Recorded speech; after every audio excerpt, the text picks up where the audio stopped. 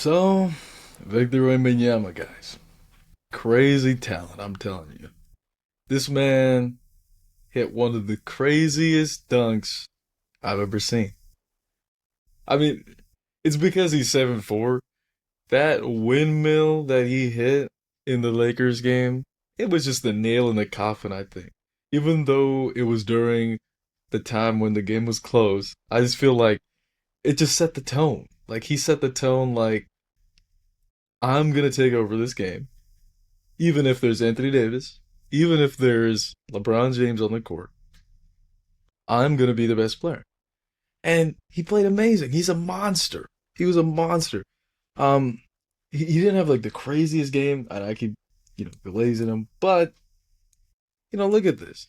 He had 23, 8, and 5 with 3 steals and 2 blocks on 58% from the field. This alien is getting these stat lines on amazing efficiency. Bro's getting almost 60%. And you got to take into account, he's taking threes, which I don't think this thing shows. I'll probably pull it up real quick. But if you include like his threes, which, he takes like 10 or some shit like for the year. Yeah, look, he took six threes and made 2. So that also affected his, oh, I guess that person was just strictly going off field goal percentage. I'm stupid. My bad. But yeah, we could just look at the overall team because it was a team effort in my opinion. But Victor Wembanyama was a monster. Just his existence in the paint is just hell for teams. They were getting lazy. They were getting tired. I don't know if that's truly the effect of Wemby or hopefully not like exterior factors because you guys know like they're having wildfires go crazy over there. So like prayers out to those people. Um, but it just seemed like Victor Wembanyama and his team just wanted it more, and I just think this is like a staple because now if you look at the standings, right, in the West, they are just outside the play-in, and they're basically tied with the Phoenix Suns. And they're what, 1.5 games back of the Lakers for the 7th spot? Like, they could make a late season push, hopefully, if he wins the playing games, would be amazing. It's just like a great experience to see, and it helps him because the earlier he gets that playoff experience, the better, the better. But I digress. The reason why I'm really talking about it is because LeBron kind of sold. LeBron was trash. I'm not gonna lie to you. Like he had it going.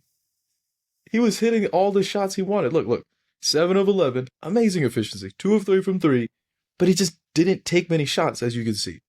Why is he only taking 11 shots? Take 15. Clearly, AD was going crazy. I think that's part of it. Because he was like almost perfect from the field up until like late in the second, I think. He was going crazy on offense, but his issue was defense. Like he was not playing the best defense in my opinion. In the paint mainly, and that led to a lot of issues. And their whole communication on defense is just bad. It sucks because LeBron's bad on defense now. As much as his fans want to say he's still amazing, he can be, but in most cases he's just drifting. And they got other liabilities like Austin Reeves on defense. And if they have both of them on the court, which a lot of the times they do, they get hunted or they get caught. And especially when you got the point guard on the enemy team, like Chris Paul was just feasting, rolling, or Vassell or Stephon Castle rolling because they were going crazy. Look, both of those guys also got 23 of their own. And LeBron if you watch the game, he would go into the block and sag off his guy. And his guy isn't no bum. He can shoot. These players are not bad shooters, especially when you leave them open. Besides Julian Champagne, he just couldn't hit the fucking side of the backboard. But everybody else was at least making something from the three-point line. And it wasn't helping that they were getting open looks. And that's also LeBron's fault.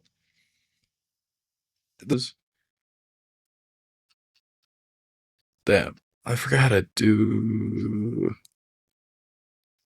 summary maybe. And the San Antonio Spurs scored 37. Unacceptable. You got LeBron and AD on your team for a win, especially in the harsh times they're having. And they couldn't even get a win. They couldn't even show some effort. They were getting spanked. I think they are like a trade off. They're gonna probably get a trade done with somebody to get like someone else that's a little bit more of a scorer and not as bad on defense. I mean, Jesus Christ. Because as good as Austin Reeves is for his contract and all, they're not winning anything. They're just in no man's land. No offense to all the Lakers fans that are delusional. They're in no man's land. They can beat teams, but would you bet on it? Like if they played the Thunder, people from the Lakers, like a fan base, be saying the craziest stuff when the Thunder have the best one of the best defenses since the prime Bulls, MJ Bulls. They're saying that they're just gonna just beat them in 5 or 6. Like I don't think they're even gonna like face off against the Thunder, but if they do, they're gonna get spanked. Let alone any other teams. Mavs, they're gonna get spanked. Denver, you don't even need to say. They literally own the Lakers. Like these guys need a change, like a major change. And I think Austin Reeves, Rui, and like some salary filler or like picks. I don't know what team could use a Cam Johnson. Man, Jesus. If Victor Wembanyama and Chris Paul had a Cam Johnson as a 3-point shooter, as a starter, and a defender, bro, that team for sure is like making the play-in, maybe even have a push to the playoffs. But otherwise, it's insane.